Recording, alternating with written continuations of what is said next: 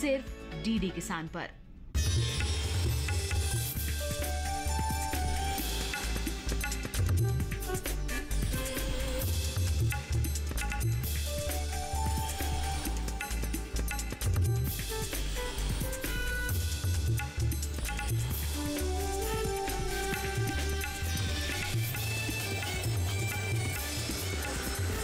DD किसान, बदलते भारत की शान।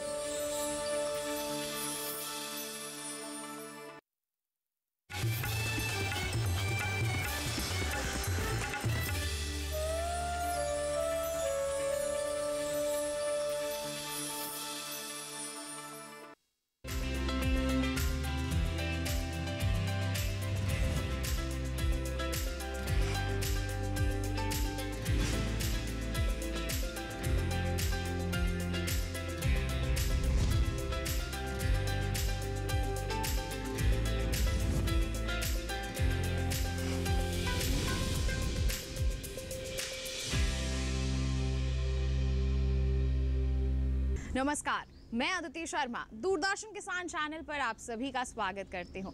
हमारे कार्यक्रम सफल किसान में हम देश के कोने कोने से उभरती हुई प्रतिभाओं से आपको रूबरू करवाते हैं।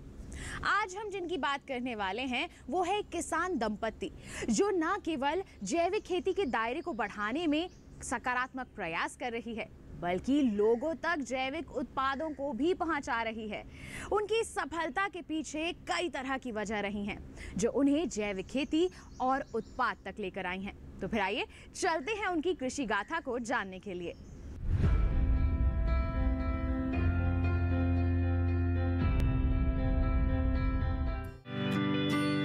देश की राजधानी दिल्ली, जहां रफ्तार ही सब कुछ है, मल्टीनेशनल कंपनियों में काम करने की चाहत और बढ़िया सैलरी पैकेज, कुछ ऐसे ही ख्वाब लेकर युवा अपने करियर की शुरुआत करते हैं। लेकिन आज हम आपको ऐसे युवा दंपत्ति से मिलवाएंगे जिनकी राह हाईवे से होकर नहीं बल्कि खेत की पगडंडियों से होकर गुजरती है, जिन्होंने दिल्ली ही नहीं आसपास के कई क्षेत्रों में अपनी पहुंच आसान बना ली है। दिल्ली के मलिकपुर के रहने वाले सुमित डागर बीते कई सालों से जैविक खेती कर रहे हैं। उनका ध्येय लोगों तक स्वस्थ आहार पहुंचाना है। इसके लिए वो समय समय पर किसानों और उपभोक्ताओं को जागरूक करने का काम भी करते हैं। और वो ये काम अकेले नहीं कर रहे, उनके हर कदम में उनकी जीवन संगिनी उनका साथ दे रही है।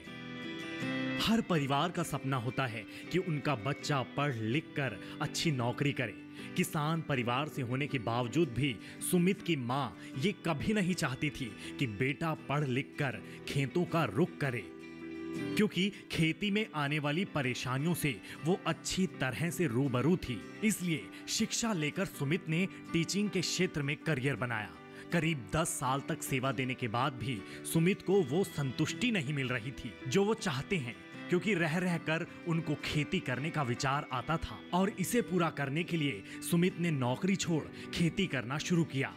हालांकि सुमित अपनी कृषि में नवीनता लाना चाहते थे जिससे लोगों को स्वस्थ आहार मिल सके, और इसलिए सुमित ने जैविक खेती को अपनाया। इस समय सुमित अपने खेतों में कई तरह की फसलें ले रहे हैं, जिसमें गेहूं, धान, बाजरा, दालें, सब्जी फसलें, मौसमी फल, एलोवेरा शामिल है। जैसे कि हर परिवार चाहता है कि उनका बच्चा पढ़े और खेती के अलावा वो कुछ भी करे। ये मेरे मन में हमेशा बात एक चुभती थी कि खेती के अलावा सब कुछ क्यों करे, खेती ही क्यों ना करे, जबकि भारत एक कृषि प्रधान देश है। तो सबके तरह मैंने भी अपने पढ़ाई कंप्लीट की और मैंने टीचिंग की जॉब की। करीब 10 साल मैंने टीचिंग की जॉब की। उसके बाद जब मैं नहीं कर पाया उस जॉब को अच्छे से, कि मेरा सपना पूरा नहीं हो रहा है, मुझे अच्छे से नहीं करना है, इसमें जो सहयोग मुझे मिला, मेरी पत्नी ने और मेरी माँ ने मुझे पूर्ण रूप से सहयोग दिया, जिसको कहते हैं कि आपको जो करना है कीजिए, हम आपके साथ हैं। तो मैंने पूर्ण रूप से प्राकृतिक खेती को स्टार्ट किया और उसमें जो मज़ा मुझे करने में आया वो बहुत ही बेहतरीन था।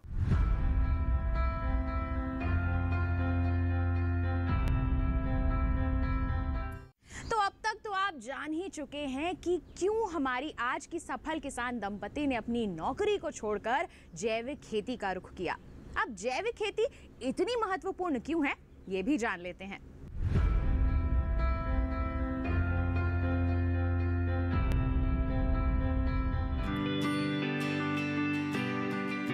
रासायनिक खेती के दुष्प्रभावों से हम सभी अवगत हैं। यही वजह है कि देश भर के किसान वापस से जैविक और प्राकृतिक खेती की तरफ जा रहे हैं,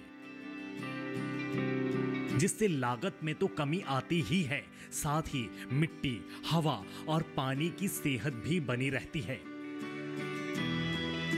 खेती की इस विधा को बढ़ावा देने के लिए सरकार भी अहम भूमिका निभा रही है। इस बारे में हमारे माननीय प्रधानमंत्री जी का कहना है कि हमारा जीवन, हमारा स्वास्थ्य, हमारा समाज, सबके आधार में हमारी कृषि व्यवस्था ही है। भारत तो स्वभाव और संस्कृति से कृषि आधारित देश ही रहा है, इसलिए जैसे जैसे हमारा किसान आगे बढ़ेगा, हमारी कृषि उन्नत और समृद्ध होगी, वैसे वैसे हमारा देश आगे बढ़ेगा।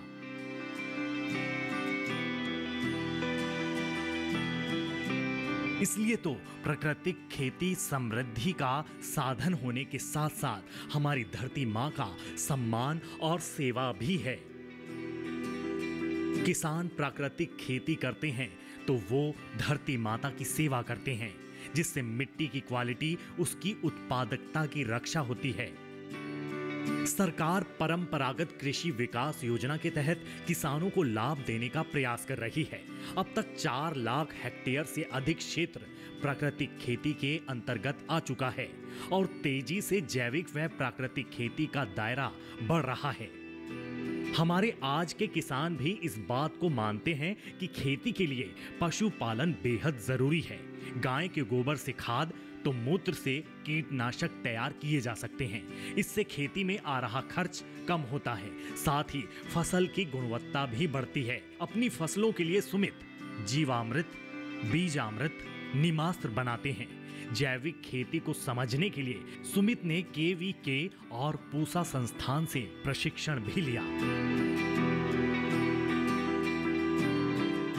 प्राकृतिक खेती के लिए गोपालन बहुत आवश्यक है और भैंस से भी उसमें ना डरे, भैंस भी आप उसमें रख सकते हैं अगर आपको जो पसंद हो। एक तो आपके घर के लिए दूध हो जाएगा, दही हो जाएगी, लस्सी हो जाएगी, बाकी ये सभी चीज़ें आपको खेत के लिए चाहिए। एक तो गोबर हो जाएगा, गोबर में सभी न्यूट्रिशन होते हैं। एक साल एक खेत में गोबर डाल लीजिए, अगले साल अगले खेत में गोबर डाल लीजिए, उसको सुखा के डालिए, दूध का इस्तेमाल कीजिए, दही का इस्तेमाल कीजिए।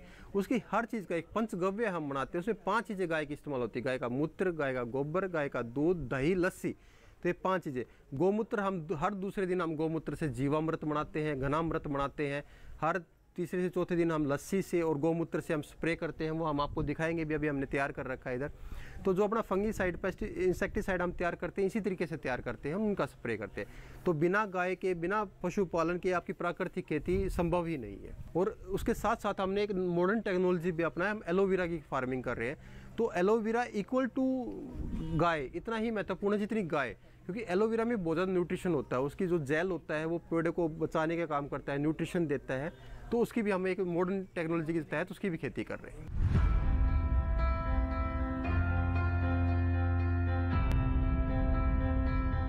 तो ये तो बात हो गई जैविक खेती के बारे में। आइए एक बार फिर रुख करते हैं हमारी सफल दंपति का और उनसे ये जानते हैं कि आखिर ये परिवार क्यों जैविक खेती को इतना प्रोत्साहन दे रहा है।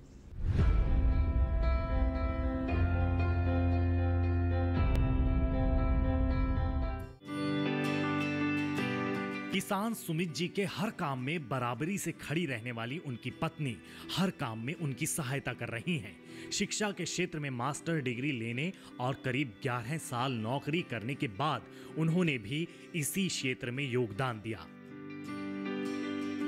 वो कहती हैं कि एक सफल किसान वही है जो लोगों को स्वस्थ आहार दे सके, क्योंकि केमिकल युक्त अनाज धीरे धीरे हमारी शरीर से शक्ति का ह्रास कर रहा है।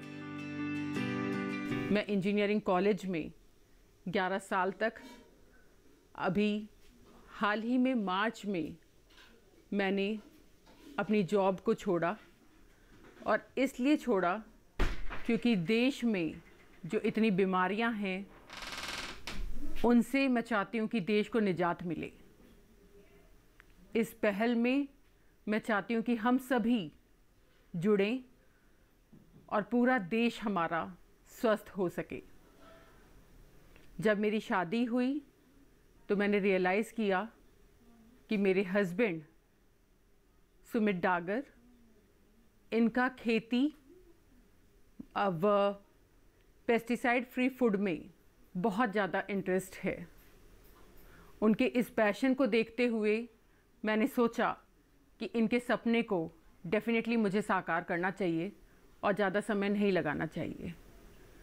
फिर हमने जैविक कृषि करना शुरू किया और धीरे धीरे लोगों तक पहुंचना शुरू किया। सबसे पहले हमने शुरुआत करी द्वारका से, उसके बाद गुड़गांव, नोएडा, झज्जर व अब तो स्थिति ऐसी है कि आसपास के जितने भी गांव हैं वो सभी हमारे साथ जुड़ रहे हैं। हमारे इस प्रयास में कृषि विज्ञान केंद्र, ICAR, पूसा बहुत ज़्यादा हमारा साथ देते हैं। उनके विभिन्न प्रशिक्षण कार्यक्रम में हम हिस्सा लेते हैं।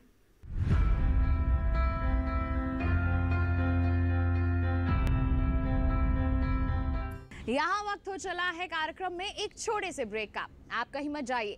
ब्रेक के उस पार हम आपको बताएंगे कि हमारे सफल किसान ने खाद्य प्रसंस्करण की ओर अपने कदम कैसे बढ़ाए।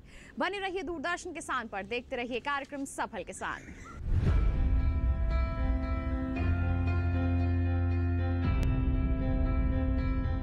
मानसिक स्वास्थ्य पेशेवर से मदद लेना चाहते हैं लेकिन नहीं जानते कि कहां जाएं? टेलीमानस के 14416 पर संपर्क करें। रोज सब्जी का स्वाद बढ़ाए और घर वालों का प्यार पाए। गोल्डी सब्जी मसाले, जहाँ जाए रिश्ते बनाए, गोल्डी मसाले।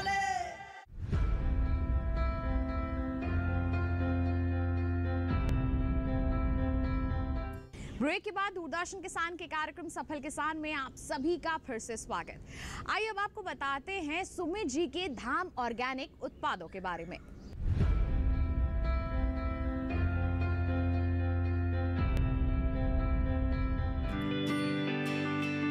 सुमित का दायरा केवल खेतों तक सीमित नहीं है, बल्कि वो खाद्य प्रसंस्करण के क्षेत्र में भी अपना परचम लहरा रहे हैं। वो जैविक अनाज पैक करके तो बेच ही रहे हैं, साथ ही गेहूं से आटा, दलिया, जवा बना रहे हैं। बाजरे से आटा और खिचड़ी, आलू से चिप्स जैसे उत्पाद तैयार कर रहे हैं और ये सारे काम हो रहे हैं उनके धाम ऑर्गेनिक में। जब हमने शुरुआत की तो मेरी मम्मी जो है वो फूड प्रोसेस सारा जो करती है, उन्होंने 1982 में खाना बनाने का, ये अचार बनाने का एक कोर्स किया था और हमेशा हम मजाक करते थे कि आप इतना अच्छा खाना बनाते हैं, इसको और क्यों नहीं खा पाते हैं कोई भी। मेरे फ्रेंड्स हमेशा जब आते थे बोलते थे आंटी का अचार हमें खाना है, ये खाना है। तो हमने उसी धारणा को रखते हुए कि इसको सबको खिलाना है हमें। हम लिमिटेड खिला पाए लेकिन हम सबको खिलाएंगे, जितने लोगों को खिलाएंगे वो बहुत बेहतरीन हम खिलाएंगे। तो मम्मी ने ये सब इसमें बनाना स्टार्ट किया। अनीता ने फूड बिजनेस का स्टार्ट किया कि हम फूड देंगे लोगों को, ऑर्गेनिक फूड देंगे। क्यों, आप लोगों के पास ऑप्शन ही नहीं होता खाने का। जब आप एक मेन्यू कार्ड उठाते हो उसमें समोसे और ब्रेड पकौड़े के अलावा कोई ऑप्शन ही नहीं है आपके सामने, तो आप खाएंगे क्या। हम वो ऑप्शन लेके आए हैं आपके लिए कि आपके पास ऑप्शन है खाने का, एक अच्छा खाने का, आपको खाना है। और धाम ऑर्गेनिक ये करेगा, इसको साबित करके दिखाएगा एक ना एक दिन। और हम कर भी रहे हैं। जो भी हमारे पास करीब 1000 प्लस फैमिलीज हमारे साथ जुड़ी हुई हैं, वो इस चीज़ को एग्री भी करते हैं।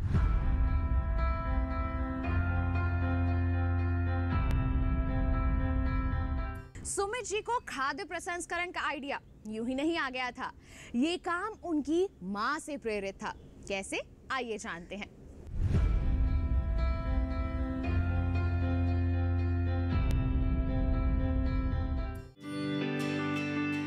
साल 1982 ये वो समय था जब महिलाएं घर में ही खाद्य प्रसंस्करण जैसे उपाय अपनाती थी, जिसमें बड़ी, पापड़, अचार, मुरब्बा बनाना आम था। लेकिन सुमित की माता संतोष जी ने इस समय अचार बनाने का प्रशिक्षण लिया ताकि वो अपने हुनर को बाजार तक पहुंचा सके। जब सुमित ने खेती में प्रयास शुरू किए तो उनके ध्येय ने मां को भी प्रभावित किया और वो बड़े पैमाने पर इस काम को करने लगी।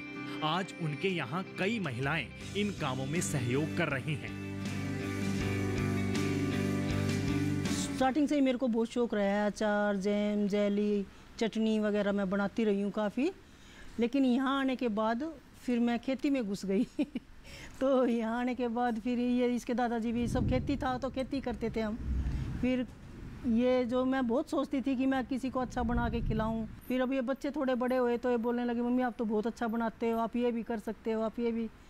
तो फिर मैंने बनाना शुरू किया और फिर मेरे को प्रोत्साहन मिला थोड़ा सा, फिर बच्चे भी देने लगे तो अच्छा लगा। कोरोना टाइम में ये खुद दे के भी आता था, डर भी लगता था, लेकिन ये उन्होंने बहुत हेल्प की भाई। हाँ, जैसे गिलोई वगैरह का भी बनवा के जूस ले जाता, मम्मी मैं दे के आऊँगा सबको, अच्छी हमने सब्जियां उगाई हुई थी वे भी मैं सबको दे के आऊँगा।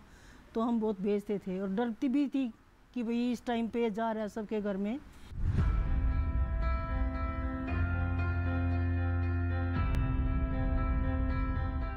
सुमित जी की पत्नी अनीता जी दैनिक उपयोग की चीजें बना रही हैं, वो भी घर की किचन से निकले हुए कचरे से। कैसे, खुद देख लीजिए।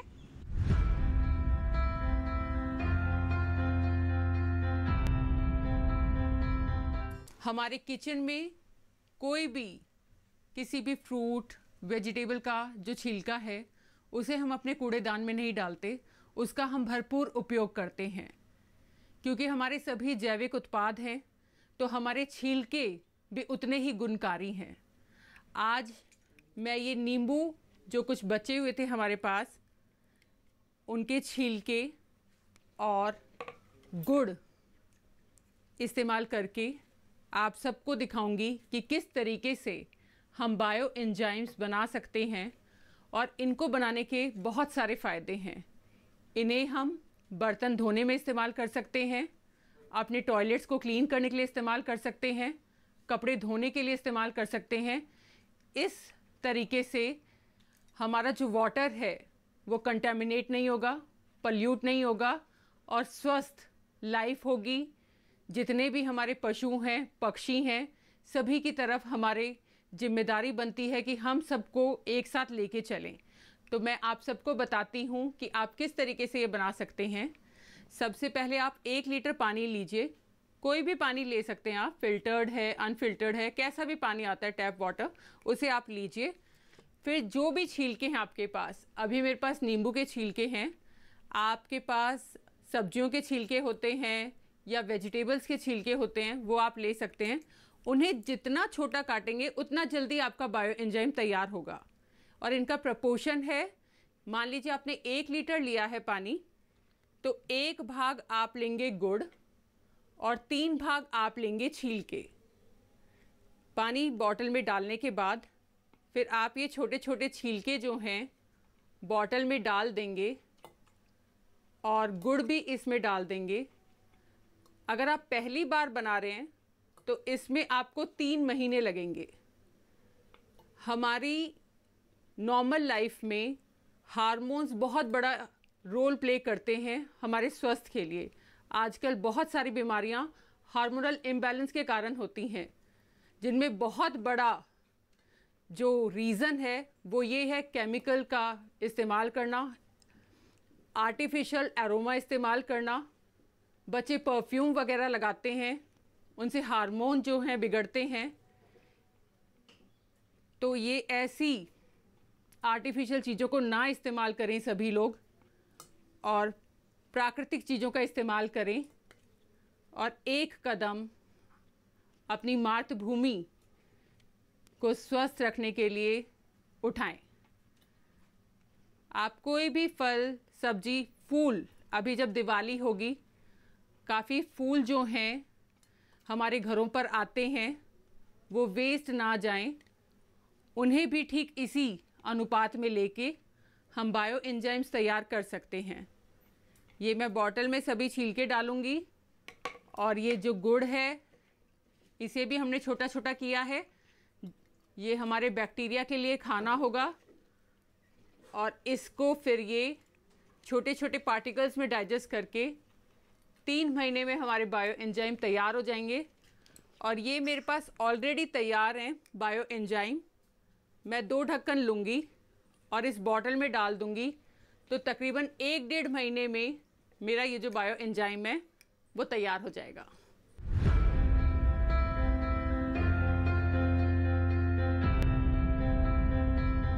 कार्यक्रम में यहाँ वक्त हो चला है एक और छोटे से ब्रेक का। आप कहीं मत जाइए, ब्रेक के उस पार हम आपको बताएंगे सुमित जी की आगे की रणनीति के बारे में। बने रहिए दूरदर्शन किसान पर, देखते रहिए कार्यक्रम सफल किसान।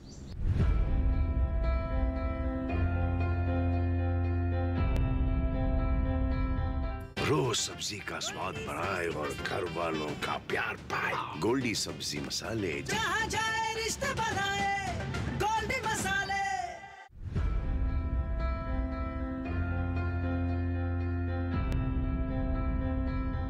ब्रेक के बाद दूरदर्शन किसान के कार्यक्रम सफल किसान में आप सभी का फिर से स्वागत है।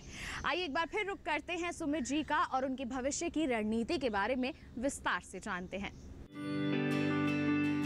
सुमित जी अपने खेतों में होने वाली उपज को बेचने कभी मंडी नहीं जाते। उनका कहना है कि आपके उत्पाद की गुणवत्ता ग्राहक को खुद आपके पास ले आती है।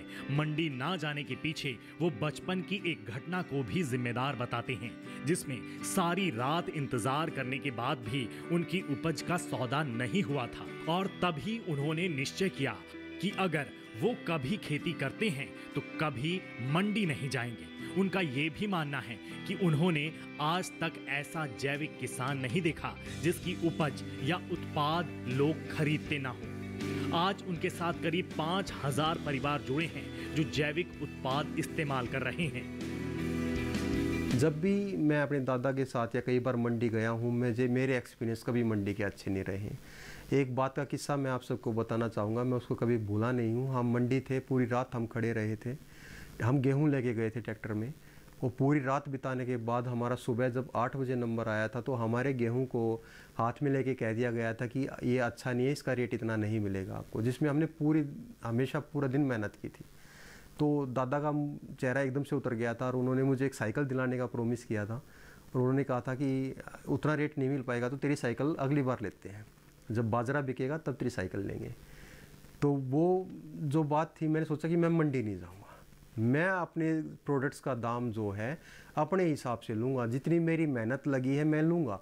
जब हर इंसान अपना दाम तय करता है तो हम अपना दाम तय क्यों नहीं कर सकते? हम अपना तराजू खुद उठाएंगे। हमारा तराजू उठाने के लिए हमें किसी दूसरे की ज़रूरत नहीं है कि आओ और हमारे लिए तराजू उठाओ। हम अपना तराजू खुद उठा के अपने प्रोडक्ट्स को सेल आउट करेंगे।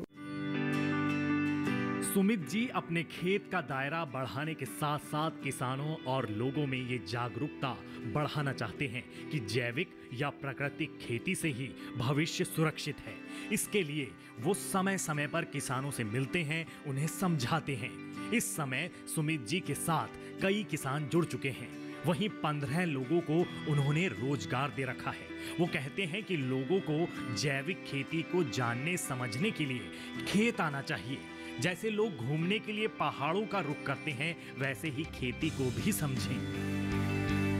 हमारी रणनीति है कि हमारा सभी किसान जो है जैविक हों, और इसे डरने की आवश्यकता नहीं है। ये एक भ्रम है कि जैविक होने से हमारी पैदावार इतनी कम हो जाएगी कि हम भूखे मर जाएंगे। पता नहीं, आज तक तो कोई भूखा मरा नहीं है। हमारे पास तो बहुत प्रोडक्शन है और वो जहरीली प्रोडक्शन है, तो कोई पैदावार कम नहीं होगी। अगर आप सेम सीड डिफरेंस नहीं होगा, सेम सीड 2 खेतों में लगाते हैं और एक में केमिकल फार्मिंग करते हैं, एक में प्राकृतिक फार्मिंग करते हैं, तो प्राकृतिक खेती वाला जो आपने पैदावार ले गया वो केमिकल वाले से डबल पैदावार आपकी हो सकती है, उससे कम किसी भी मायने में नहीं होगी अगर सेम सीड लगाते। कई बार उसको कैसे जोड़ दिया जाता है कि वहाँ पे आपने देसी सीड लगा दिया प्राकृतिक में, वहाँ पे आपने हाइब्रिड सीड लगा दिया केमिकल वाले में, और उसमें ऊपर से केमिकल भी बहुत ज़्यादा डाल दिया गया, तो जो प्रोडक्शन में डिफरेंस आ जाता है उसको किसान एक अलग भावना में ले लेते हैं। अगर सेम सीड में खेती की जाएगी तो कोई फ़र्क नहीं आएगा, बिल्कुल भी नहीं। हम चाहते हैं सभी किसान जैविक खेती करें, साथ जुड़े, हम सब एक हैं, हम सब मिल के काम करेंगे।